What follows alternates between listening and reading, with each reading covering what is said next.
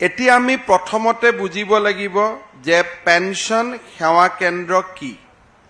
Pension সেৱা কেন্দ্ৰ দৰাচলতে এনেকুৱা এটা কেন্দ্ৰ য'ত এমট্ৰনে নিযুক্তি দিয়া ইয়াত কাৰিকৰী লোক থাকিব, তেওঁলোকৰ লগত ইণ্টাৰনেট থাকিব, তেওঁলোকৰ লগত কম্পিউটাৰ থাকিব, তেওঁলোকৰ লগত স্কেনাৰ থাকিব আৰু তেওঁলোকৰ লগত কি থাকিব, এটা শক্তিশালী অস্ত্ৰ থাকিব যাক আমি কৃতজ্ঞতা সফটৱেৰ বুলি কওঁ।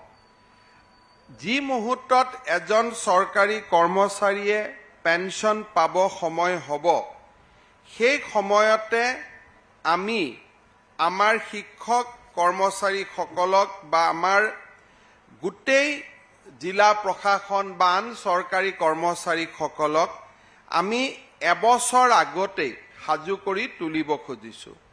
অৰ্থাৎ আমাৰ বিভাগীয় মুৰব্বীসকলক আমি এই কথা কৈছোঁ যে আপোনালোকৰ তলত যিমান চৰকাৰী কৰ্মচাৰীয়ে কাম কৰে তেওঁলোকে পেঞ্চন পোৱাৰ এবছৰ থকাৰ পৰাই তেওঁলোকৰ লগত আপোনালোকে যোগাযোগ কৰিব আৰু তেওঁলোকক পেঞ্চন সেৱা কেন্দ্ৰলৈ পঠিয়াই দিব।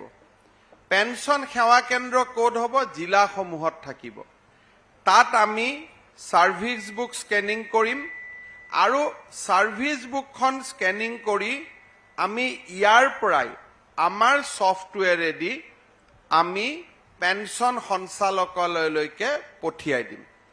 অৰ্থাৎ আমি দিছপুৰ যাব নালাগে, আমি ওদালগুৰিত আছোঁ, ধুবুৰীত আছোঁ, মাত্ৰ পেঞ্চন সেৱা কেন্দ্ৰত আমাৰ ছাৰ্ভিচ বুক স্কেনিং কৰিব লাগিব, আপলোড কৰিব লাগিব আৰু পেঞ্চন পাবৰ কাৰণে যিকেইখন নথিৰ প্ৰয়োজন সেইকেইখন আমি পেঞ্চন সেৱা কেন্দ্ৰলৈকে লৈ আহিব লাগিব।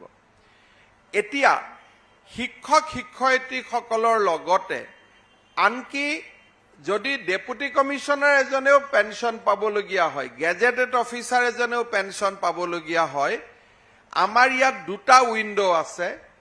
এটা একাউণ্টেণ্ট জেনেৰেলৰ লগত কানেক্ট কৰা হৈছে, এটা ডাইৰেক্টৰ পেঞ্চনৰ লগত কানেক্ট কৰা হৈছে। অৰ্থাৎ পঞ্চায়ত ডিপাৰ্টমেণ্ট, য'ত পঞ্চায়তৰ আমি ছেক্ৰেটেৰীবিলাকৰ কথা কওঁ, স্কুলৰ শিক্ষক শিক্ষয়িত্ৰীৰ কথা কওঁ, এইসকলক ডাইৰেক্টৰ পেঞ্চনলৈকে কৃতজ্ঞতা পৰ্টেলৰ জৰিয়তে কাগজ গুচি যাব।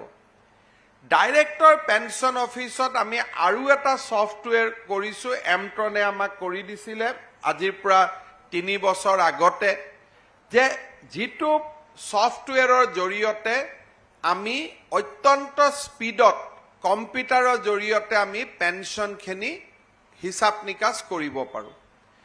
আৰু যেতিয়া পেঞ্চনটো ডাইৰেক্টৰে এপ্ৰুভ কৰিব, সেই PPO-খন আকৌ পেঞ্চন সেৱা কেন্দ্ৰলৈকে উভতি আহিব আৰু আপোনালোকে PPO-খন আনিবৰ কাৰণেও ক'তো যাব নালাগে। সেই PPO-খনো পেঞ্চন সেৱা কেন্দ্ৰত থাকিব আৰু আপোনালোকে এই পেঞ্চন সেৱা কেন্দ্ৰৰ পৰা নিজৰ PPO-খন ল'ব পাৰিব। মাজে মাজে আপোনালোকৰ ওচৰত যিসকলে পেঞ্চন পাব তেওঁলোকে নথি পত্ৰ দিয়াৰ দিনাখনেই এটা মেছেজ পাব, PPO-খন ইছ্যু হোৱা দিনাখনো এটা মেছেজ পাব।